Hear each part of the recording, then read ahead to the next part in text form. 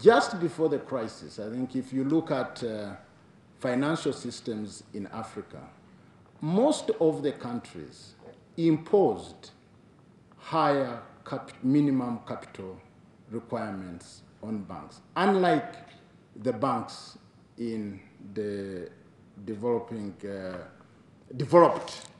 countries.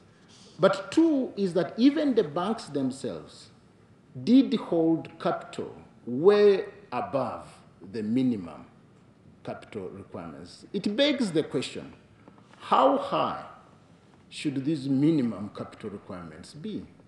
There is an ongoing debate in this country. Sometimes you see articles of people saying, bringing back the argument that central banks in increasing minimum capital requirements want to kill off local banks. I've read such articles, but I think this is an issue that we as regulators, as central banks, need also to address. Yes, we need to hold high minimum capital requirements, but how high should the minimum capital requirements be?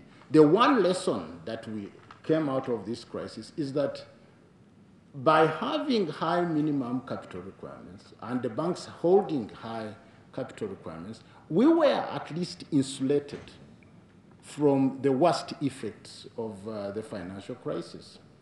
So there are advantages from holding high capital by these financial institutions.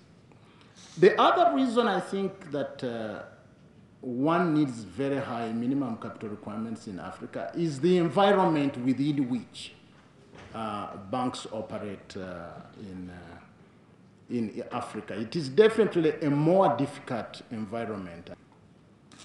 But I think I just want to flag two issues or three issues.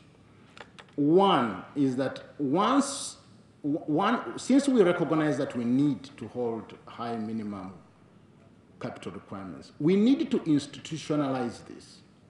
And that's one of the things that has to come out. It must be institutionalized within the regulatory framework. The second point, and I think this goes back to the point of compliance, that just banks holding high minimum capital requirements will not insulate them fully. We still need to have controls on certain behaviors within the regulatory framework, controls on insider lending. We need to have controls on single borrower exposures. We also still need controls on the foreign exchange exposure at an institutional level. Beyond that, we will need to think of prudential type controls on offshores intermediating resources within the banking system.